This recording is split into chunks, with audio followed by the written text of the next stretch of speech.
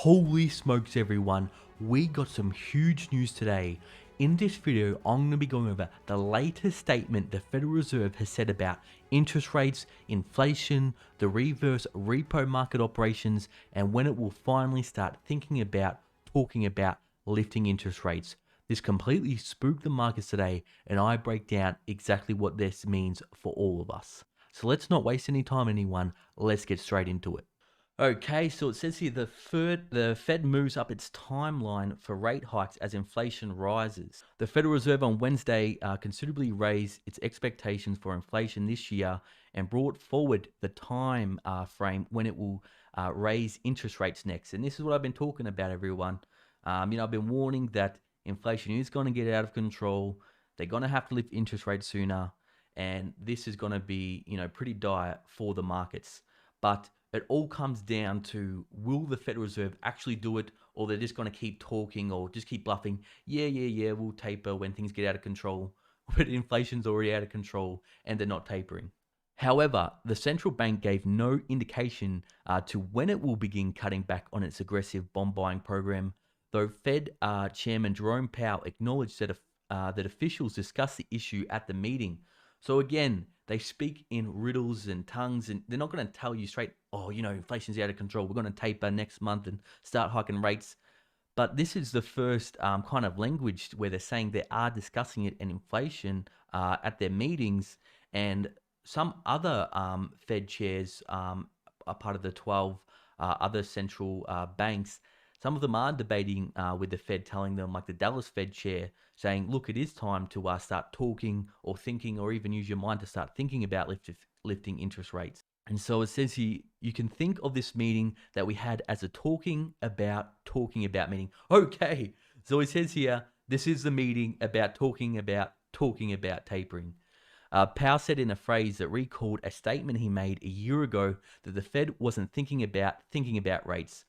So you heard it here first, everyone. The Federal Reserve is now thinking about raising rates. So, as expected, the policymaking Federal Open Market Committee unanimously left its benchmark short-term borrowing rate anchored near zero, but officials indicated that the rate hikes could come as soon as 2023, after saying in March that it saw no increase until at least 2024, the so-called dot plot of individual member expectations pointing to 2 rate hikes in 2023. Now, what they were saying before is, we're not going to lift interest rates. We're not going to thinking about lifting interest rates. Now they're saying, okay, 2023.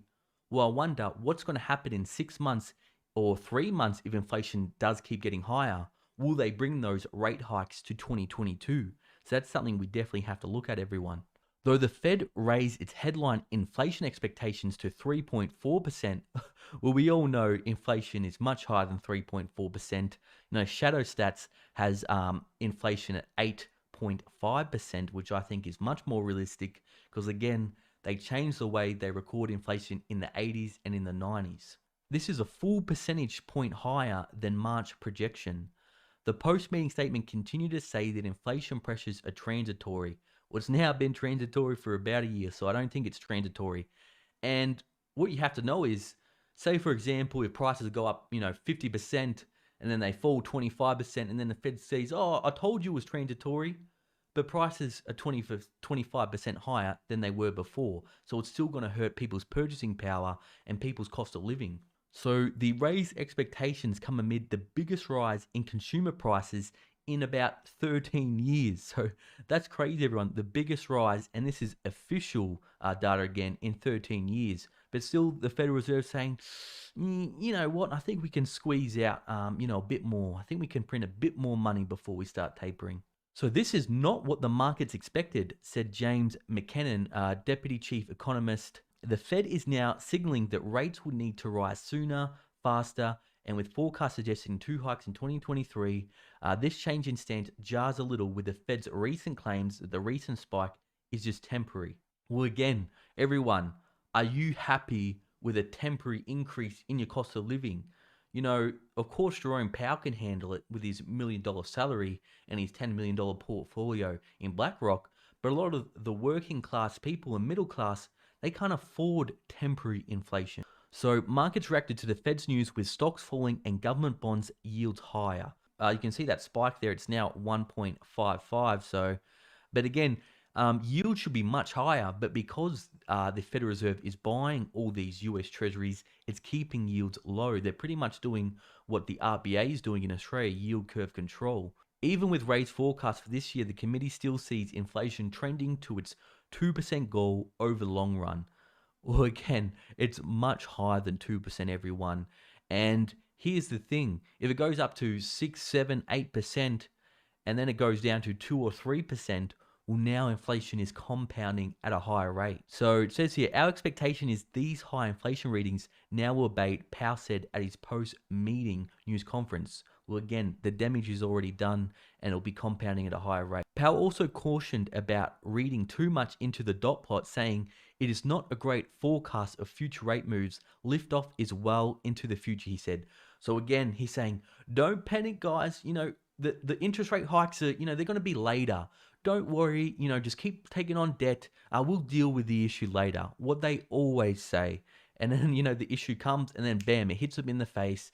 They don't know what to do. And then they're going to have to hike rates even higher and make the crash even worse. So Powell did know that some of the dynamics associated with reopening are rising, the possibility that inflation could turn out to be higher and more persistent than we anticipated.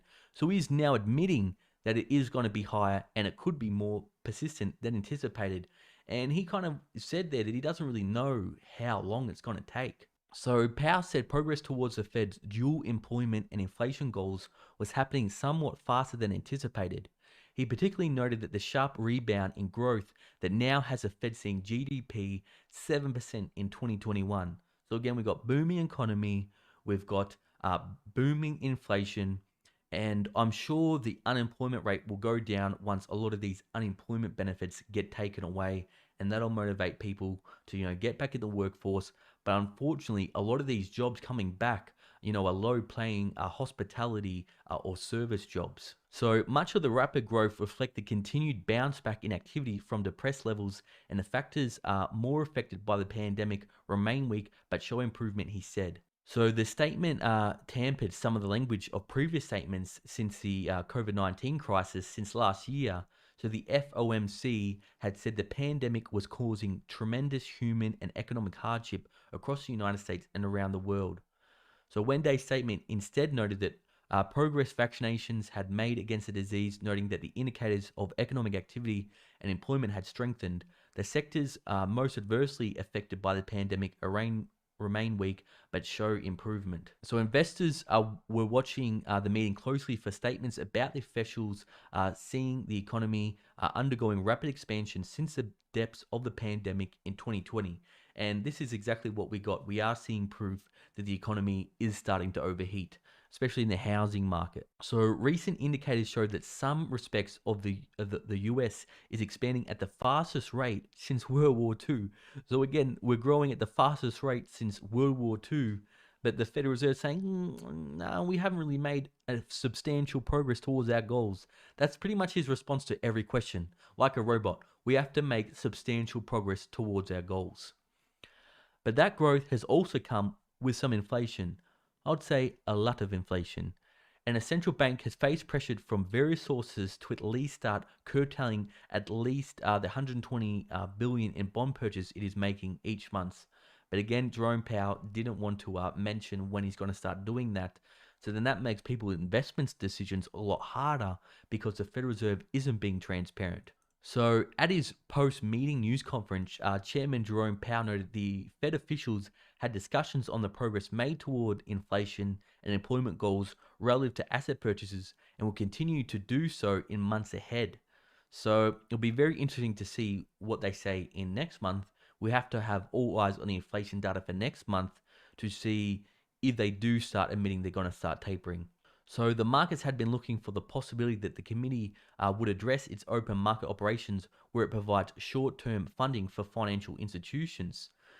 So this is what I was talking about, everyone.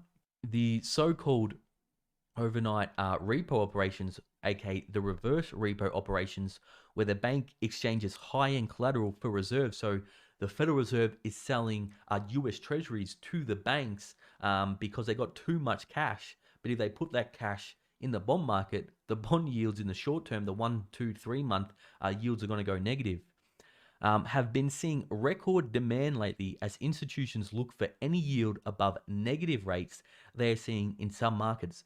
So in the US, they're getting very close to negative interest rates. And do you think we will see, negative interest rates in the US at some point? If we do enter into a double dip recession, if the Federal Reserve hikes rates and then crashes the economy, will the next move during the next recession be negative? Like I was saying, guys, on my video on the reverse repo crisis, I was saying that they're going to have to lift rates, otherwise they'll go negative.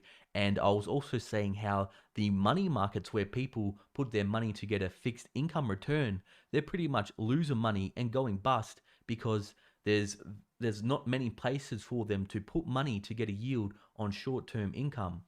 So the committee did raise the interest it pays on excess reserves by 5 basis points to 0.15%.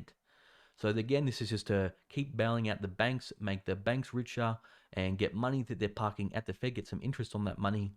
And in a separate matter, the FOMC announced that it would extend dollar swap lines. Ooh, this is juicy, with global central banks through the end of the year. So not only is the Federal Reserve bailing out the US, they're bailing out the entire financial system around the world through their dollar swap lines with the Fed. So they're doing this with other central banks as well. So the currency program is one of the last remaining COVID-era initiatives the Fed took to keep global markets flowing. Let's have a look at the gold markets. Okay, everyone. So this is kind of what I was warning about, why you want to have some cash. Because, people say, if you want to hedge against inflation, buy precious metals and commodities. But here's the thing, is that's true. But that's only true until the Fed does start lifting interest rates. So, for example, last year when we were going to have all this inflation, it would have been a good bet to get into precious metals.